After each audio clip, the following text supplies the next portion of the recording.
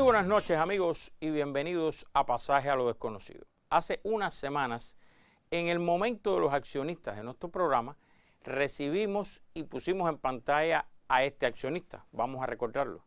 Hola, ¿qué tal? Me gustaría que hicieran un programa que trate sobre la fobia social y el trastorno de la personalidad por evitación. Por razones obvias, quisiera mantuvieran mi persona en discreción. Muchas gracias. Bueno, muchas gracias a usted porque este programa siempre decimos que es de, por y para ustedes, los accionistas principales. Y hoy dedicamos el programa a responder su pregunta y ampliarla muchísimo más. ¿Crees que te amo? Sí. Entonces, si me pierdes, sabrás que te amaba y quería seguir amándote. No, no te perderé. Deja que vaya a la iglesia, sola. ¿Por qué?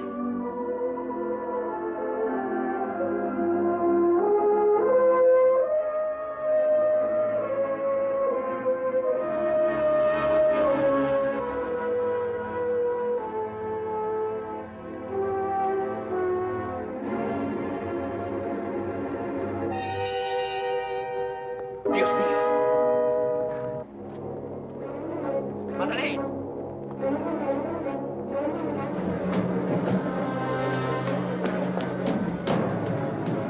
Madeleine.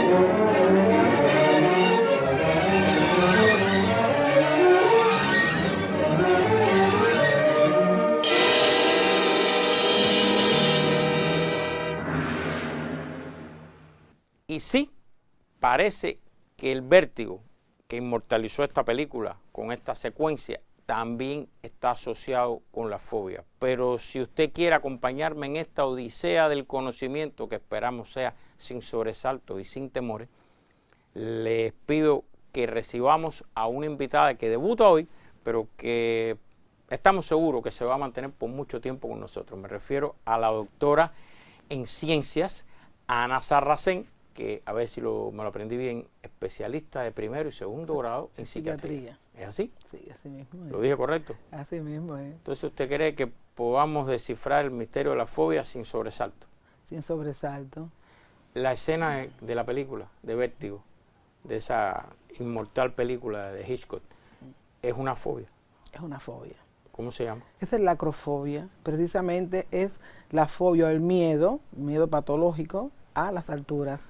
Que como se puede ver, mire la expresión de su cara, el terror, el miedo, el pánico, precisamente ante tener esa tarea de tener que subir y sin embargo le cuesta trabajo. Trata de evitarlo, pero tiene que hacerlo. Bueno, ahora sí ya hay que empezar definiendo qué es las fobias o qué es la fobia, si es igual a los miedos, si es diferente, qué cosa es la fobia. Bueno, ante todo, buenas noches. No nos habíamos No se preocupe, usted saludado. es bienvenida siempre. Ya. Pero bueno, realmente miedo y fobia son dos cosas diferentes. El miedo es una emoción, es un estado de ánimo que es normal, precisamente es una sensación desagradable que nosotros experimentamos cuando estamos expuestos a una situación de peligro. Y bueno, todos en un momento determinado experimentamos miedo. Ahora la fobia ya es un trastorno. La fobia es un trastorno, ¿por qué? Porque la fobia es un miedo, pero un miedo irracional, ilógico, incomprensible, que el individuo no puede controlar y precisamente es un miedo a situaciones normales de la vida, circunstancias banales, que la respuesta es exagerada en cuanto a síntomas, sentimientos, cómo sentirse ante una situación cotidiana. Yo creo que lo mejor que puede ilustrar esa respuesta suya son ejemplos. Porque usted dijo ante situaciones normales de la vida. Dígame ejemplos de fobia. Por ejemplo, tener que subir en un ascensor, tener que ir a un quinto, un sexto piso ¿qué pasa? Que el individuo que tiene una claustrofobia, que es miedo a estar en lugares cerrados, no puede. Solamente el pensar que tiene que subir al ascensor hace lo que es muy común y es también típico de la fobia, es la conducta evitativa. Evita tener que subir al ascensor y prefiere subir 5 o 6 pisos. ¿Por qué? Porque le da los síntomas de la constelación neurótica, que se caracteriza precisamente por una ansiedad que puede llegar incluso a la crisis de pánico. El individuo empieza a sudar, desde el punto de vista de la piel de gallina, desde el punto de vista cardiovascular puede estar con palpitaciones, le puede subir la presión, puede tener rubor, bueno, una crisis de pánico precisamente de pensar que tiene que subir. Entonces evita y no va. Y eso es una situación, esa es una. Póngame, por ejemplo, 2 o 3 ejemplos más. Por ejemplo, tener que estar en espacios abiertos, tener que salir, somos seres sociales, tenemos que comer a veces en sociedad, tenemos que ir a actividades, y el individuo que tiene o padece de una fobia social, que es un tipo de agorafobia, que es miedo a los espacios abiertos, que ya sea un poco extendido, la agorafobia como término de miedo a los espacios abiertos, a la fobia social, que es más amplia, precisamente porque ya incluye otras cosas. Incluye, por ejemplo, el miedo a comer en público, el miedo a ser ridículo, a que lo devalúen. O sea, se limitan, porque esto es otra cosa que tiene la fobia, te autolimita, ¿no? Por las conductas evitativas a hacer cosas normales. Pero esa es la fobia social que preguntaba el accionista. Es la fobia social, que incluye el no comer delante de los demás, y que esta situación ahora del bullying realmente ha influido mucho. Porque la gente, bullying. Sí, cómo no. Vamos a traducirlo. Es la burla en minimizar a un amigo, el hacerlo quedar en ridículo, hacerlo quedar mal.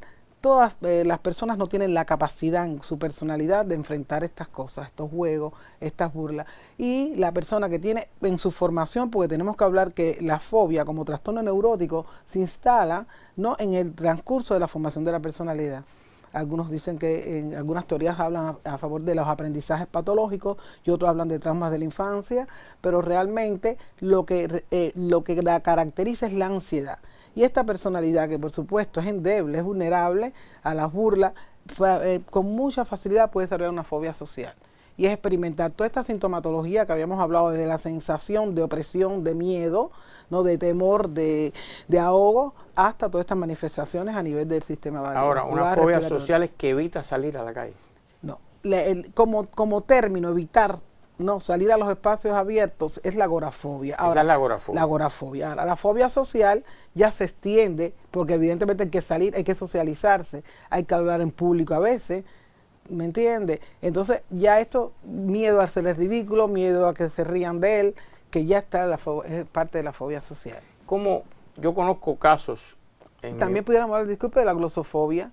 ¿Cuál es el ese? Miedo a hablar, precisamente miedo a hablar en público, la glosofobia. Bueno, es que yo le iba a preguntar, porque yo conozco casos, no solo en Cuba, en mi medio, en la televisión, los medios masivos, incluso en el cine, de gente que son grandes en su medio, pero después no les gusta, son tímidos, no les gusta socializar, etcétera. ¿Cómo puede haber esa...? No, es diferente, porque la personalidad tiene un rango, ¿no?, de normalidad. O sea, que hay personas que son tímidas, pero eso no quiere decir que es un trastorno. Ese no es un trastorno. Eso no es un trastorno. Cuando hablamos de trastorno fóbico, hablamos de la constelación neurótica. Todos los síntomas que se experimentan ante una situación que se le llama objeto fóbico, que puede ser esto de salir a la calle, que puede ser ir al dentista en el caso de la dentofobia. O sea, pero bueno, eso es muy común, ¿no? Es común, porque hay fobias comunes y hay fobias raras. Pero lo del miedo a ir al dentista, ¿usted no cree que es una fobia o es que la gente le tiene miedo? No. Cuando hablamos de fobia, hablamos de las sensaciones que se experimentan, ¿no?, ante este objeto fóbico. Se habla de la dentofobia cuando lo evita. Hay una conducta evitativa. El individuo no vaya, al final, como termina, hacerse una profilaxis, por ejemplo, ir al dentista, una profilaxis, no tiene por qué ocasionar sintomatologías cardiovasculares, que te suba la presión, toda una serie de síntomas que aparecen en la fobia.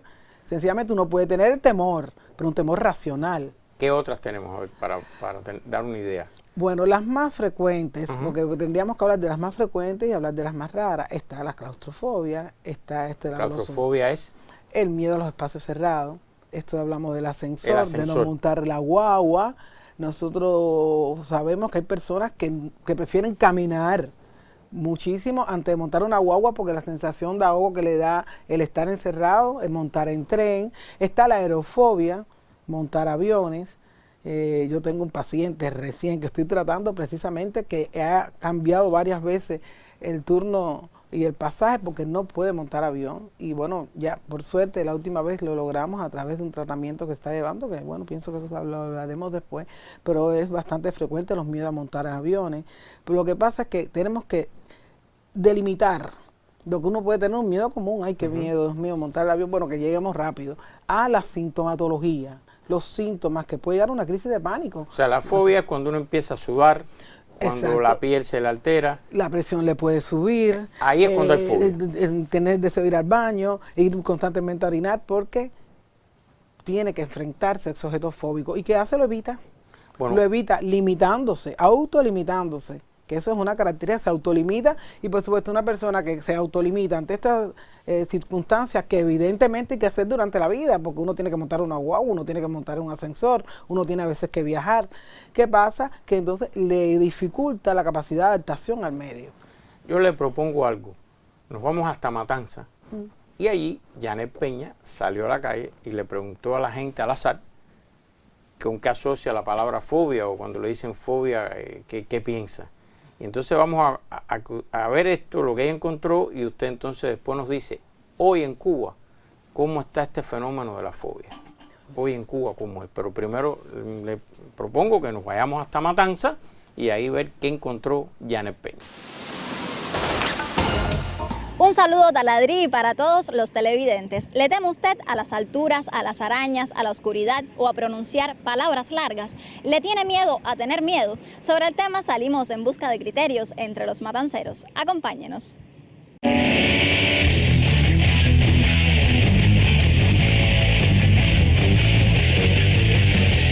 Para ti, ¿qué es una fobia? Una fobia es un temor o un miedo muy fuerte a algunos animales, a algunas cosas o a encontrarse en ciertas situaciones. Un trastorno emocional que hace que tú le tengas temor, miedo irracional a algo. Para mí la fobia es el miedo, puede ser a los animales, también puede ser a cosas como por ejemplo la homofobia, que es el miedo a la homosexualidad. Es un temor que crean las personas que no sabemos, que no tiene una causa específica, puede estar causada por un trauma o algún antecedente. Fobias muy comunes como la claustrofobia, que es el temor a encontrarse en lugares cerrados. La fobia a animales como a las arañas, las serpientes, los ratones. La fobia a estar en espacios abiertos también, a volar. Está la triexafobia, que es el miedo al número 666, por ejemplo. Yo siento fobia estar encerrado en una habitación, en lo alto, en un rascacielos. Yo siento fobia a las cucarachas. Por ejemplo, cuando veo una cucaracha volando me espanto porque le tengo asco, no sé. A mí me da mucho miedo la rana. No puedo correr, no puedo ni verla. Y mi mamá también, mi mamá fue la que me pegó la fobia a las ranas. Yo antes las cogí y mi mamá le tenía mucho miedo a las ranas. Y ahí ella me pegó la fobia esa, mi mamá salía gritando, no podía ver una rana. La fobia es un miedo que le tienes a algo. Por ejemplo, yo le tengo miedo a las ranas o a, no sé, a los alacranes, a algún insecto en específico. Yo, por ejemplo, siento miedo hacia la altura. Me parece que me voy a caer. Le tengo mucho miedo a las serpientes, a tal punto de no poder verlas ni en videos ni en imágenes. Es una cosa que me da por gritar, por llorar, por encogerme a mí misma. Para mí es muy raro sentirme en esa situación. La que tengo yo es aracnofobia, le tengo mucho miedo a las arañas. No a todas las arañas, hay arañas en específico que normal las puedo ver y no siento nada. Pero hay algunos casos, por ejemplo, las arañas peludas las veo y les tengo mucho respeto. Yo tengo un bebé que le tiene miedo a las arañas. Es inexplicable la fobia que le tiene a las arañas, sea de juguete, lo que sea. Yo le tengo miedo a los cangrejos, a las serpientes, a los majás, a las ranas y a los escorpiones. Yo con la edad que tengo miedo a algunas mariposas, que las negras, que dicen brujas, yo tengo temor a esas mariposas. Bueno, yo tengo un miedo, pero bueno, no sé si se puede determinar de esa forma, porque el mío es a la hora de tomar las decisiones, ¿me entiendes? Miedo de dar un paso, de seguir adelante, ¿me entiendes? Que es a lo que tengo miedo, que va a salir mal, que va a salir bien, A ver, muchas veces la fobia nosotros las tenemos porque desde chiquitico se desarrolló ese miedo y entonces es por eso que se siente. Por ejemplo, los niños que le tienen miedo a los payasos. Adentrarse en esta temática es sumamente complejo. Diagnosticar una fobia y comprenderla a veces es muy difícil. Si usted desea conocer más al respecto, continúe con Taladrid y saca al final sus propias conclusiones. Muchas gracias a Janet, la Atenas nuestra. Como es de la Atenas de Cuba, ella es la Atenas porque trae sabiduría siempre al programa. La Atenas de Pasaje a lo Desconocido. Doctora, una pregunta doble. ¿Qué le pareció lo que acabamos de ver? Y eso nos da pie a la segunda. ¿Cómo es el tema de las fobias hoy en Cuba desde el punto de vista de su especialidad? Bueno, el material muy interesante, sobre todo ver los jóvenes cómo dominan el término fobia. Algunos no saben realmente expresarlo, pero la base, lo fundamental creo que se conoce y bueno, creo que el programa es muy bueno para profundizar en cuanto al conocimiento de algo que parece que es una inquietud y como vemos es frecuente. Es frecuente porque yo me atrevo a decir, ¿no?, atrevidamente, que hay tantas fobias como situaciones puedan existir. Porque como bien ahí hablaron de la zoofobia, dentro de la zoofobia una de las más frecuentes es la aracnofobia. Esta situación del miedo a las arañas es muy frecuente. Otro planteamiento que hace muchachos muy interesante es que creo que lo aprendí de mi mamá. Eso es interesantísimo porque se invocan los mecanismos aprendidos y en el caso, por ejemplo, de que una mamá siempre está metiéndole miedo a un niño, ¿no? Bueno, en el caso de la ribanofobia, que por ejemplo tiene mucho miedo a las agujas, a las inyecciones, a veces cometemos el error desde que el niño está chiquito amenazar, te vamos a inyectar, y para nadie una inyección es buena, porque siempre te causa un poquitico de dolor. Entonces el niño que desgraciadamente tiene, o afortunadamente tiene que inyectarse, porque hay que vacunarlo, se siente una sensación que es desagradable del pinchazo y esto puede condicionar a que sencillamente le coja miedo a las inyecciones y a veces lo inducimos los padres sin darnos cuenta. Por eso es interesante que planteaba, lo aprendí de mi mamá, creo que lo aprendí, pues son conductas muchas veces aprendidas y que después traen estos resultados. Y en Cuba hoy, desde su especialidad, ¿cómo usted ve el fenómeno de la fobia? El fenómeno aparece, Taladrí, realmente el fenómeno aparece y demanda atención de los servicios médicos, porque ¿qué pasa?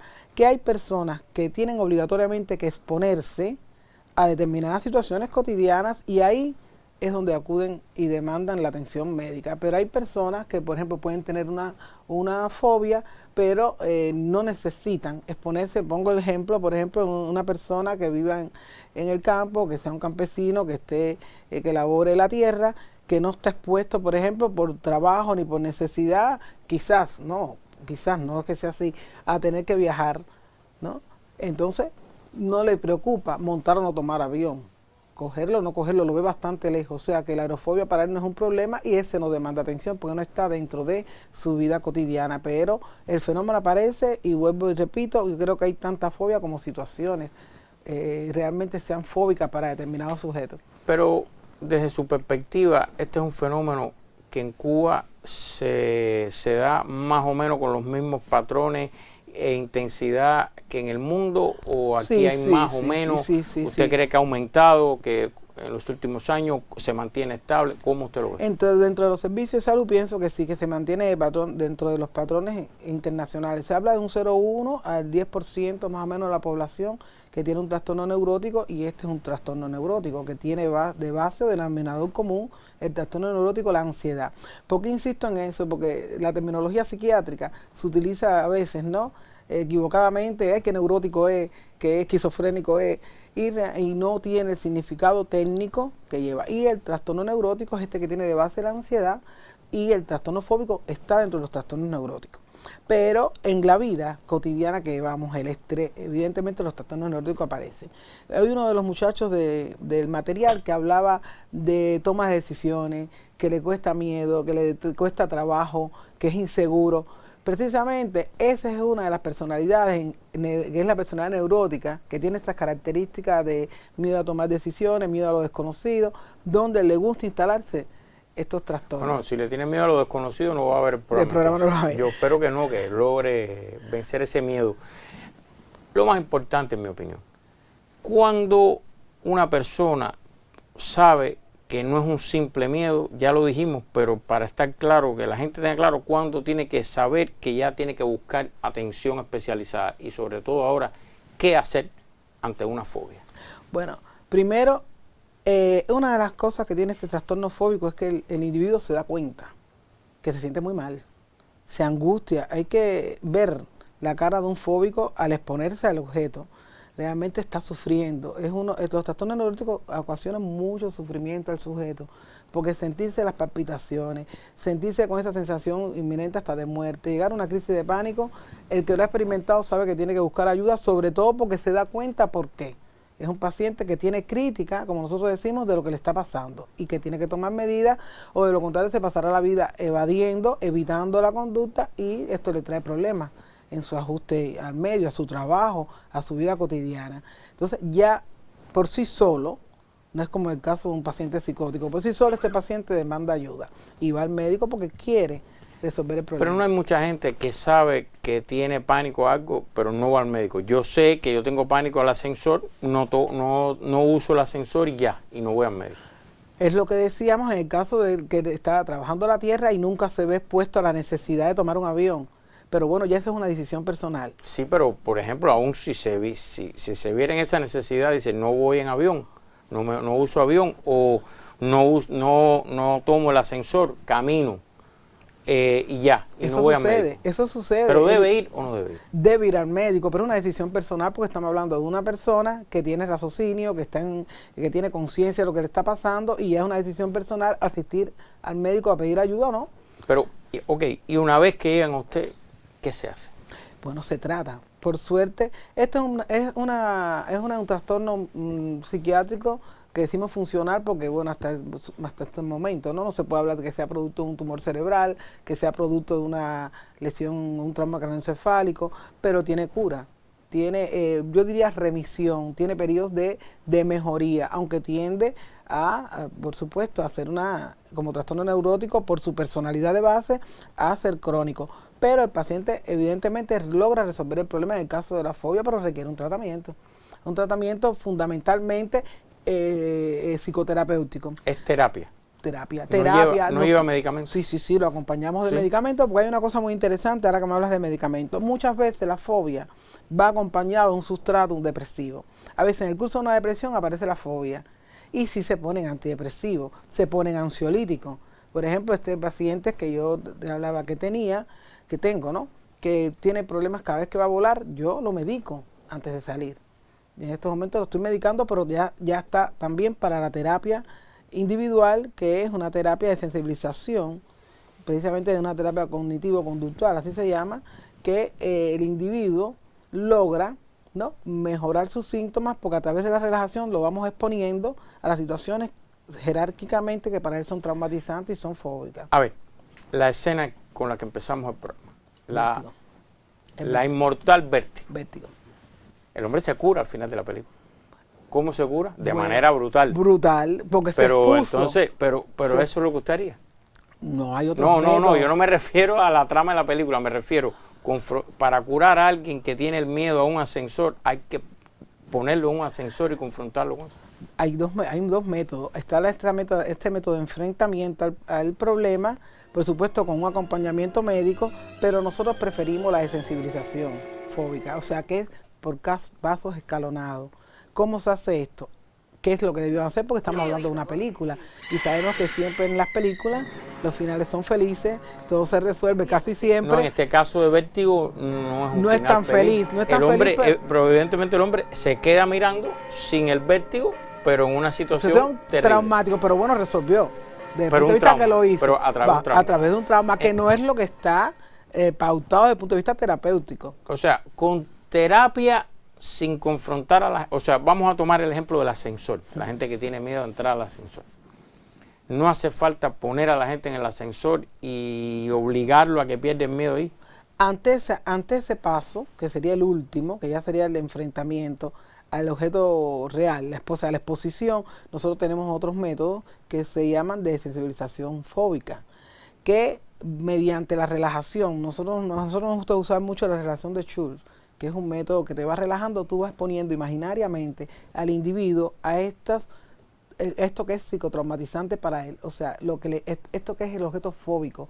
Por ejemplo, si tiene miedo de subir a un 8º piso, montar el ascensor, yo lo pongo primero en un 1er piso y lo imagino, pero mediante relajación. O sea, lo estoy relajando y cuando veo que ya esta situación del 1er piso para él no es un problema, porque logró relajarse, ya podemos pasar entonces a otro nivel. Cuando usted dice relajarlo, ¿es con medicamento? No, es con la terapia. palabra. Sí, hablamos de la relajación de Schul, que el individuo, por supuesto, en un ambiente adecuado, con la cooperación, porque lo principal es la relación terapéutica mutua. O sea, el individuo se quiere curar y el médico lo quiere curar. Es un tratamiento del especialista en psiquiatría. ¿Usted les ha curado? Bueno, yo no puedo hablar. Para mí curación es adaptar, que el individuo resuelva su problema y que tenga su capacidad creadora y de adaptación al medio. Porque evidentemente hay enfermedades que se rehabilitan, no podemos hablar de curación. Se curó, pero para mí eso es una curación, que el individuo resuelva que puede entrar al ascensor, que entre al ascensor y suba hasta un piso y no 15. sude y no le dé taquicardia. Para mí eso es una curación. Bueno, me hace sentir bien. El equivalente. Un equivalente. Pero lo ha logrado. Lo ha logrado, como no, se ha logrado. Yo pienso que el paciente que ojalá en algún momento pudiera mostrar que se sienta mejor y que han montado avión y que se han ido de viaje. Empezamos a lo mejor por un viaje corto, porque ya cuando uno se atreve a un viaje. ¿Y a alguno le ha curado, por ejemplo, el vértigo o lo de las arañas?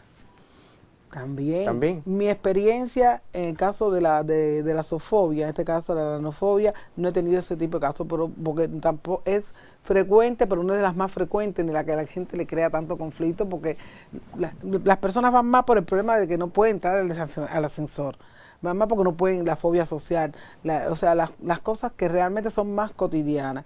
La araña es más fácil de evitar. Veo una araña y se manda a correr, ¿no? En ese sentido. Pero bueno, realmente estoy convencida que con una terapia adecuada logran resolverse. Si se han resuelto fobias más graves, imagínense, y son fobias más raras. Pues fueron fobias muy raras. No sé si has oído hablar de la fobia al queso. ¿Al queso? La turofobia. ¿Cómo se llama? Turofobia. Turofobia. Es fobia al queso. Al queso, sí. O sea, hay fobias muy... ¿Y esa muy cómo usted la logra? ¿Cómo dice usted? Usted no dice curar, ¿cómo dice usted? ¿Cómo logra compensar? Compensar o que haya una remisión de la sintomatología. Bueno, una solución es que no coma queso. Que no coma queso, pero es que los individuos que no quiere comer queso y lo que tenemos que ayudar. ¿Cómo usted logra que evite tratamiento de fobia al queso? Fobia al queso, turofobia. ¿Ha tenido casos eso? No lo he tenido tampoco, pero está descrito en la literatura internacional y nacional. Hay personas que se han tratado este tipo de... Los psicólogos también están muy capacitados y tratan este tipo de fobia también. Doctora, aunque usted no lo crea, el dios Crono no tiene fobia a nada. Y ya se nos acabó el tiempo. El momento de los accionistas que hacemos en este momento lo hicimos aquí al principio del programa, porque este programa se basó en un momento del accionista, que usted ya respondió, las fobias sociales. Pero yo quiero aprovechar su presencia aquí. Usted mencionó una palabra hace unos instantes, depresión, ¿no? Dijo que muchas de estas conductas venían acompañadas de depresión. A veces el sustrato de que aparezca una fobia, y esto aumenta la incidencia, evidentemente, y la demanda, a veces es el sustrato de una depresión. Ahora, ¿qué yo quiero pedirle? Aprovechando desde aquí. Yo he leído que la depresión es una de las pandemias de la humanidad en estos momentos. Hablamos que la epidemia del siglo. Se dice así, he leído cosas así. ¿Usted aceptaría venir y hacer con nosotros un programa sobre la depresión? Cómo no, creo que es un programa muy interesante y que viene muy a tono con la demanda y la morbilidad de los trastornos mentales en estos momentos. O sea, ¿le acepta? Sí, cómo no. Bueno, usted ve, la comprometimos aquí en vivo, en la televisión la comprometimos, así que hacemos un buen programa de la fobia, vamos a prepararlo, porque nos han escrito y hemos leído mucho sobre eso y nos gustaría que usted... De la depresión. De la fobia fue hoy, de la depresión. Y se me ocurrió, porque usted mencionó depresión, a partir que acompaña muchas veces la fobia. ¿De acuerdo? Muchísimas gracias. Entonces, doctora, quiero ahora darle primero las gracias, que me acompañe en el recorrido que hacemos rápido por nuestras redes sociales. Primero, no es una red social, pero yo lo incluyo. Mañana la espero, y los televidentes también, en Radio Rebelde, 12:15 del mediodía. Si hay deporte, por FM solamente. Si no hay deporte, por las dos frecuencias. Ahí va a estar la doctora en vivo respondiendo llamadas. Así que prepárese, que la van a llamar bastante seguro. Con su conocimiento estoy seguro que la van a llamar muchísimo, los accionistas principales.